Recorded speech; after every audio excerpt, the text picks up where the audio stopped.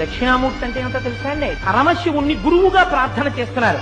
దక్షిణామూర్తి స్తోత్రానికి ఉన్న గొప్పతనం ఏమిటో తెలుసా అండి? తెలిసి కాని తెలియక కాని మీరు దక్షిణామూర్తి స్తోత్రం చదివితే గురుగ్రహం ఉద్దీపనం చెందుతుంది, గురుగ్రహం సంతోషాన్ని పొందుతుంది. గురుగ్రహం సంతోషిస్తే మిగిలినటువంటి గ్రహాలు ఇచ్చేటటువంటి దుష్ఫలితాల్ని తగ్గించేస్తుంది. దక్షిణామూర్తి ఇంకొకలా చూస్తున్నాం మేము. అదెలా అంటే దక్షిణాభిముఖుడైన మూర్తి అంటే దక్షిణ దిక్కుకి తిరిగి కూర్చునున్నాడు. ఇక్కడ దేవాలయం మీద దక్షిణ దిక్కుకు తిరిగి చూస్తున్నాడు స్వామి.